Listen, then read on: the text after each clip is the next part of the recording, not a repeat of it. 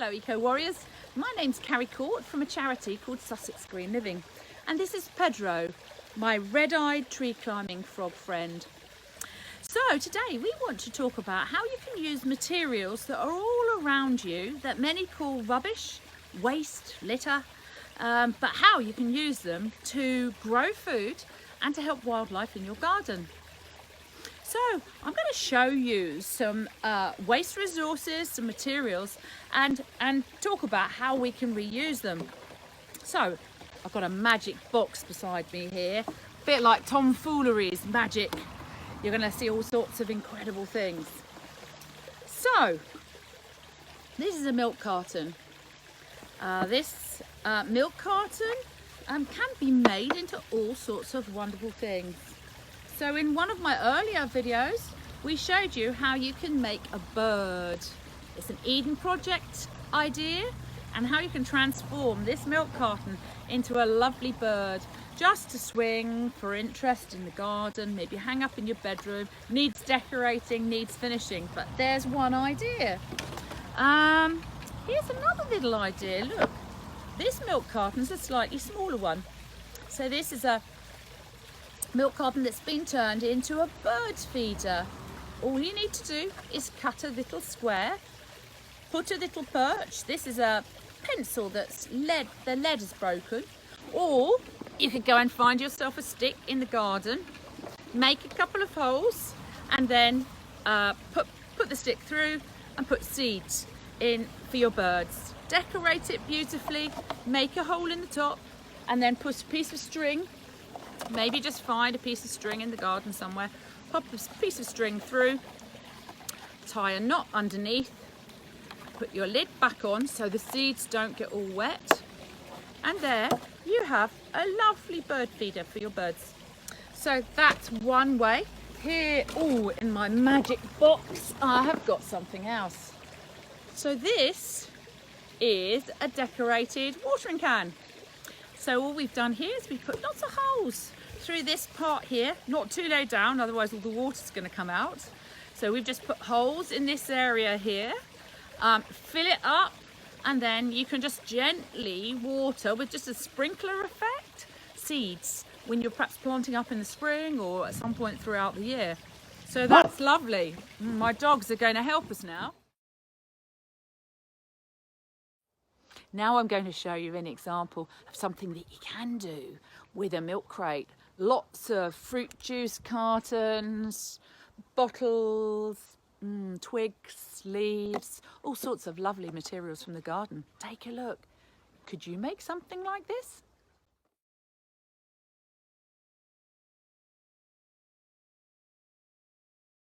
Right, what are we going to pull out? What's Pedro going to pull out of this magic box now?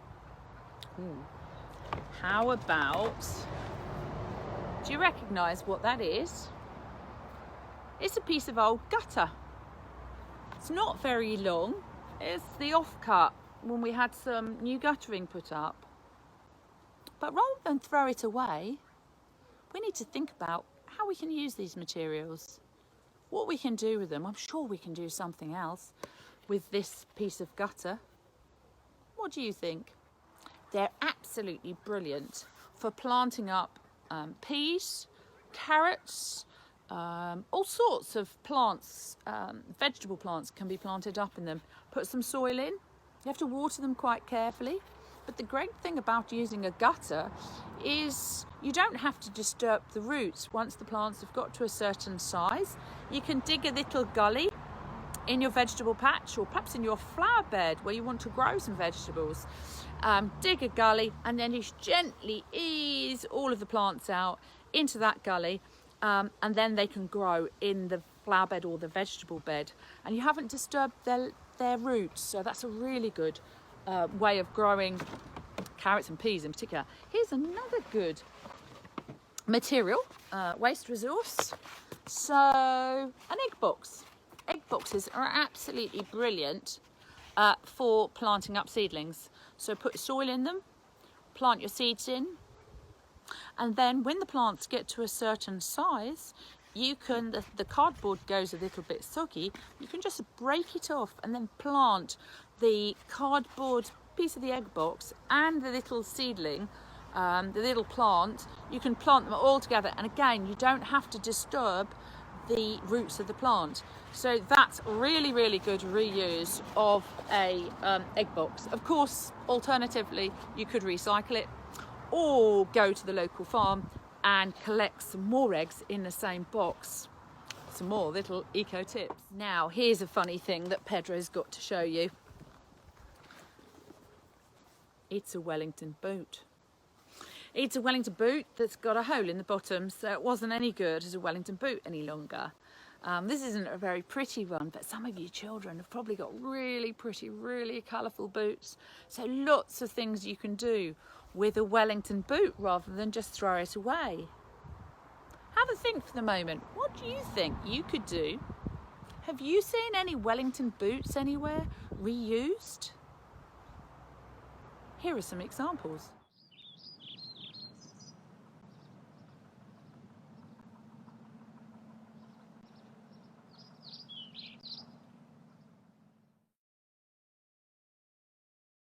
Now, when you plant carrots and vegetables, flowers, you need to plant them a certain distance from each other in rows. And here's a good tip for you.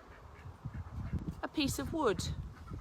Any old piece of wood, again an offcut of wood that your granddad, dad, uncle, friend don't want any longer. And what you can do is get a tape measure and measure out the in centimeters or inches, whatever measure you want to use, the different gaps, the different spacing for plants, and then decorate it. Then you can take that out into the garden. Doesn't matter if it gets dirty, beautifully decorated. Hey, that would make a really, really lovely present as well. So that's what you can do with a piece of old wood. What else? Okay, I want to show you how you can be eco with keeping all the slugs and the snails and all the pests at bay. So there are all sorts of products, some of them not very environmentally friendly, for killing slugs and snails and stopping them from eating your vegetables. Or your flowers, come to that. But here are some more eco examples. So, eggshells. So, if you use your eggs, maybe to fry some eggs or make an omelette, make a cake, you end up with the eggshell. If you clean the eggshell, next time you put the oven on, put the eggshell in the oven just for about 5-10 minutes. It becomes really, really crispy. And then when it's been baked, put it in a jar, save it, crush it up, and then sprinkle these around the plants. Slugs absolutely hate it because it's all spiky. And if you put a little circle around your plants, that's a great protection. This is another product. There are lots of products out there, but these are all very environmentally friendly. So this is slug blocker granules. So I don't know whether you're going to be able to see them. So it just looks like grit actually. But again, you can put a little ring around, can you see that? You can put a little ring around your plant. And again, the slugs don't like it because it's all lumpy and bumpy.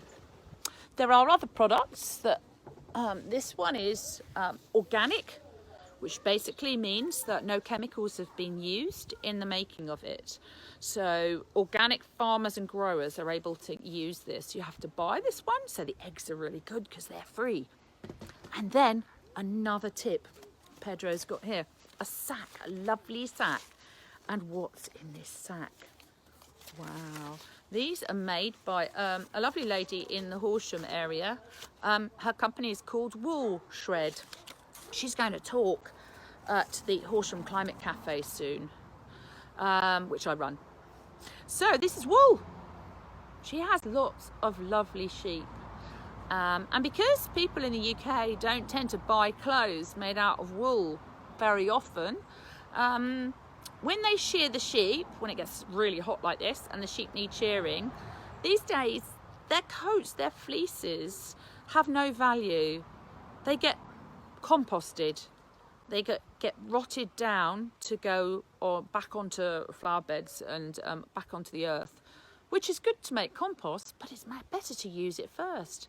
So we buy this fleece in these lovely hessian sacks that we can refill. And if you place a little circle of this fleece around the plants, again, the slugs just don't like it. It's an obstacle. It's like going mountain climbing, and it helps to protect the plants.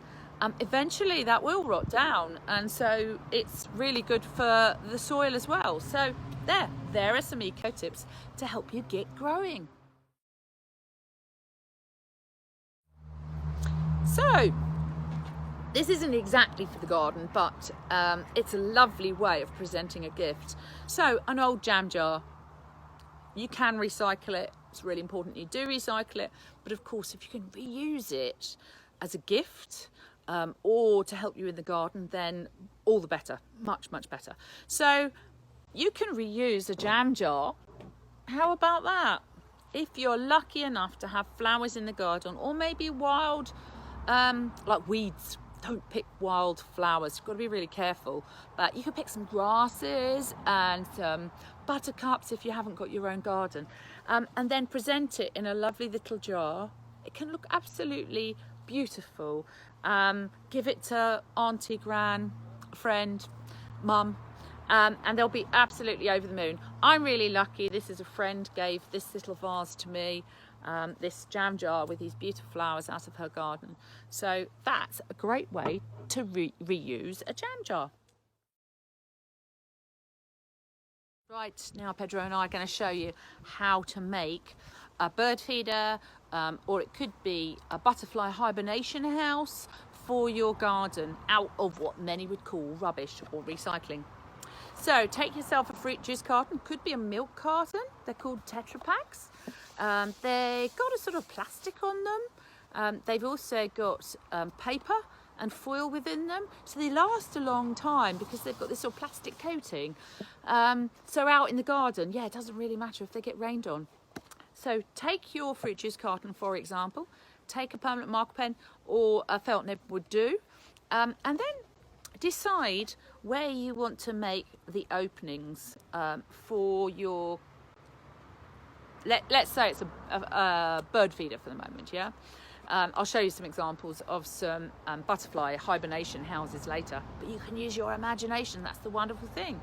So I'm going to decide it's going to be a bird feeder. So I'd like the birds to have a reasonable depth of seed within it. So I'm going to draw quite a big square. So it's not like a bird house.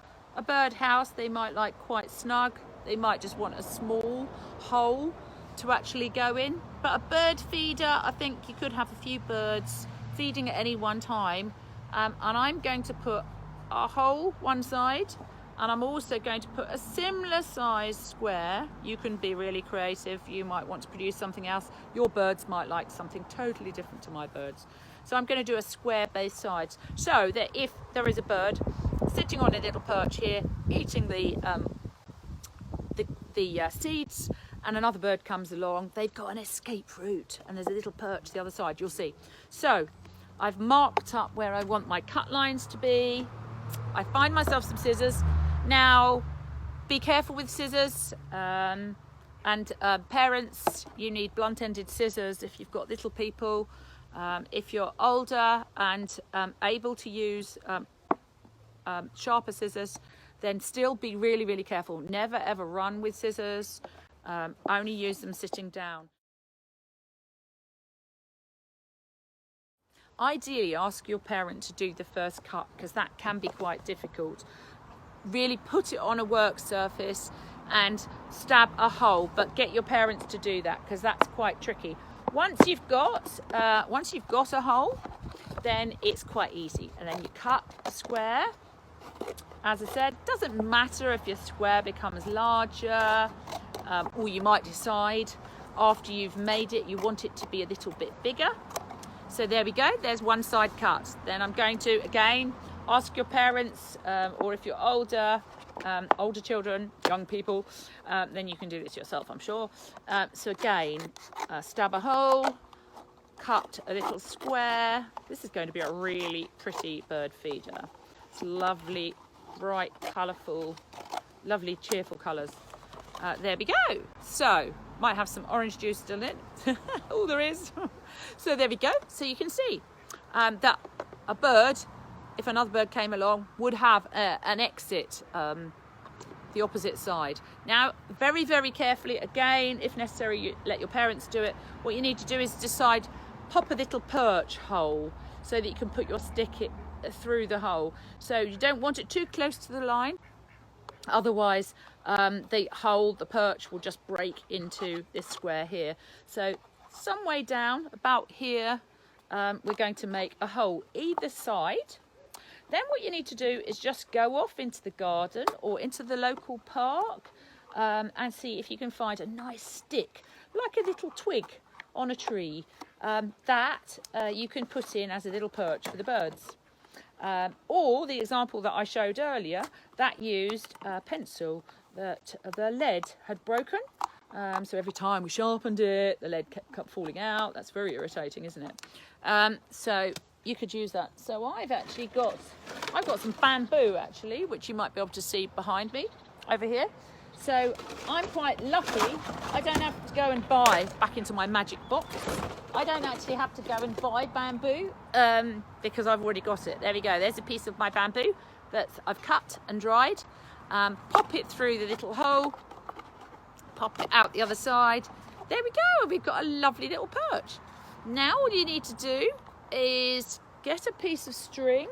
So you could use, I've got some baler twine off the pet food.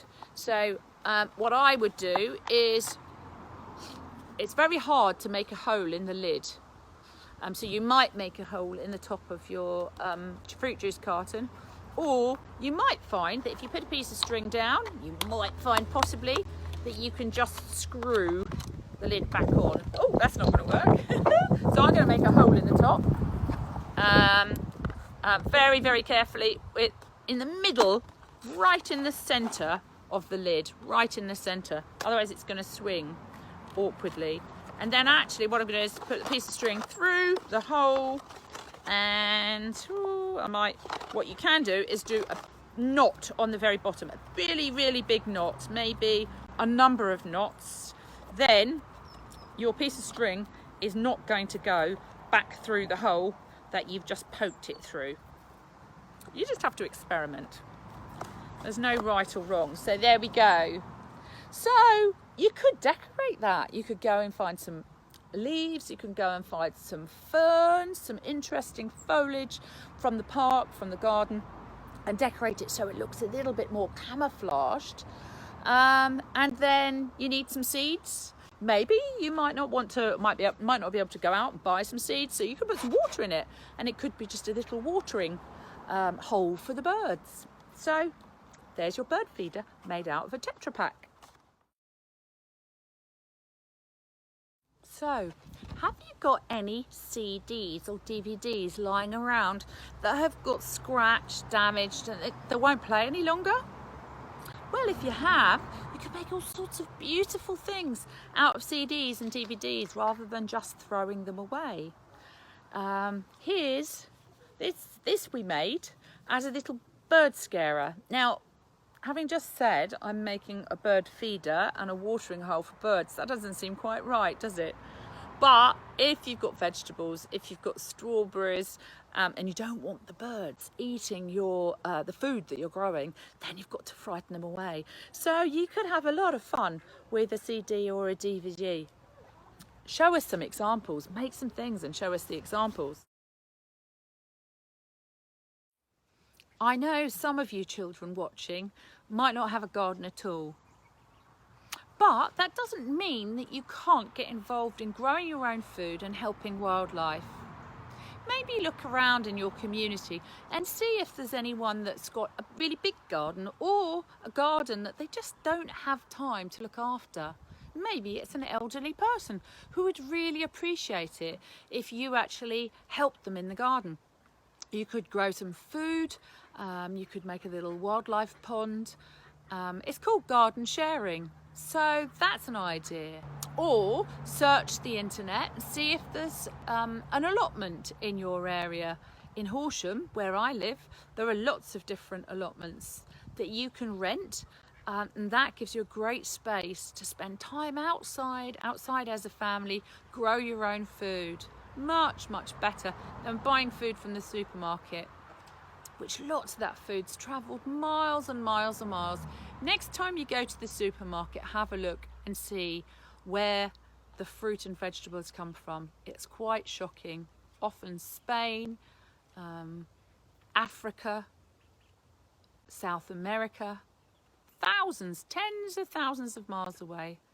So to get that food to us needs ships or aircraft, lots of fossil fuel, which is really bad for the planet. So grow your own. Here are a few examples of ways that you can grow food in a really small space.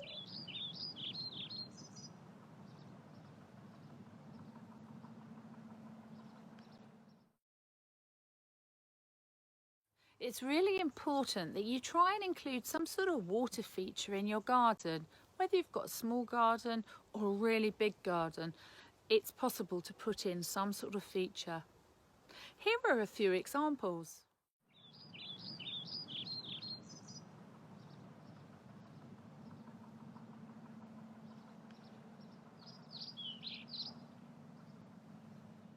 This is the pond in our garden. It's got a little area, some chicken wire, so that if any animals fall in, they can actually scramble up on the chicken wire. Otherwise, a graduated edge so that they can walk out into the shallow water and then get out of the pond. Or you might actually try and make a little tiny pond, as seen here in this image.